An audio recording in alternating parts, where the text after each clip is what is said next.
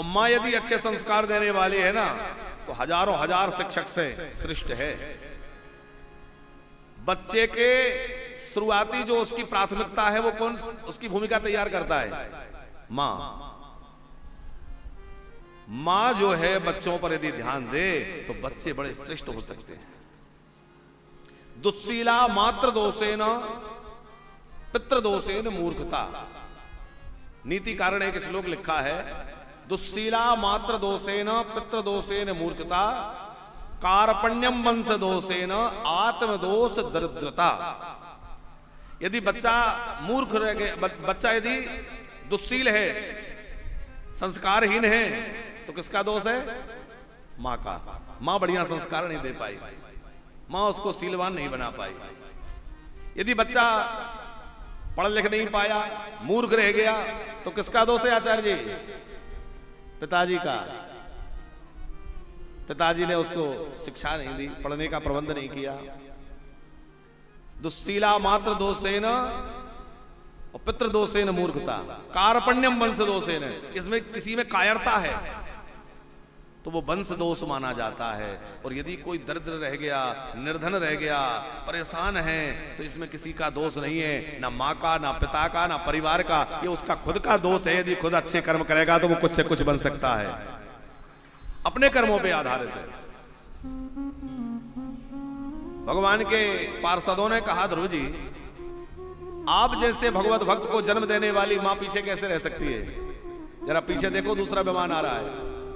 तो दूसरा जो विमान आ रहा है उसमें सुनीति महारानी विराजमान है, ध्रुव जी की मैया। और कहा कि आप जैसा भगवत भक्त जिसकी कोख से जन्म ले ले, वो मां कभी फिर दुर्गति को प्राप्त नहीं हो सकती, उसकी सदगति तो सुनिश्चित है।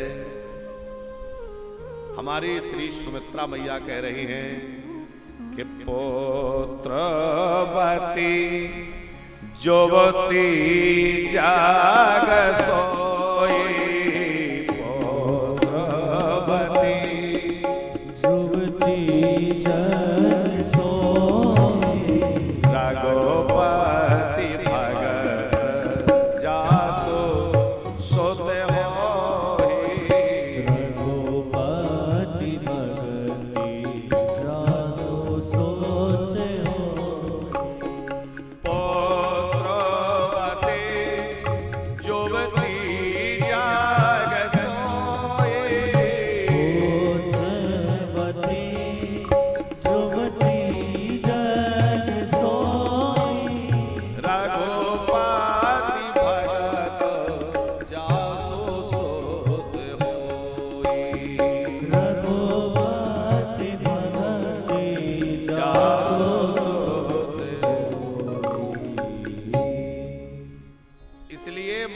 निवेदन है कि अपने बच्चों को केवल धन कमाने की विद्या ही ना सिखाएं, धन कमाना तो सिखाएं, पर साथ में उनको भगवत भक्ति के राह भी दिखलाएं, जिससे वो अपना भी कल्याण करें और हमारे पूरे परिवार का कल्याण करें।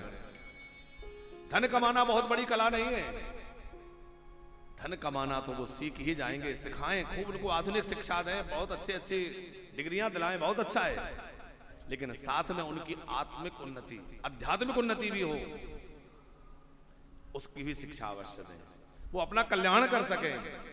आज स्थिति यह है कि हमारी युवा पीढ़ी जो है नशे में डूबती जा रही है, संस्कार शून्य होती जा रही है, कितनी भयावह परिस्थिति पर पैदा होती जा रही है। भारत का भविष्य है ये युवा पीढ़ी, और भारत का भविष्य हम यदि केवल उनके भौतिक उन्नति पर ही ध्यान देंगे और आध्यात्मिक उन्नति पर ध्यान नहीं देंगे, उनको अच्छे संस्कार नहीं देंगे, नशे के आदी हो गए, बुरी आदतें आ गई और गलत कामों में लग गए, बताइए उनका जीवन अच्छा रहेगा? हमारे राष्ट्र का भविष्य क्या होगा? राष्ट्र के भविष्य के निर्माण के लिए हमें आने वाली पीढ़ी को संस्कारित बनाना ही पड़ेगा। जब तक आने वाली पीढ़ी संस्कारवान नहीं होगी तो हमारे भारत का राष्ट्र का निर्माण कैसे होगा? पहले तो युवक ही नशे के आदी थे, अब तो युवतियां भी हमने सुना है पीछे नहीं है।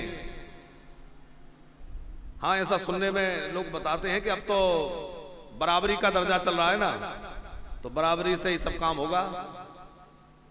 तो ठीक है, बराबरी करिए देवियों, पर ऐसी बराबरी ना करें, क्योंकि बेटियां हर समय बेटों से आगे रहती हैं अच्छे कामों में। पढ़ाई में आप देख लीजिए, बेटियां हमेशा अव्वल रहती हैं, मेरिट लिस्ट में जो है बेटियों के नाम आते हैं।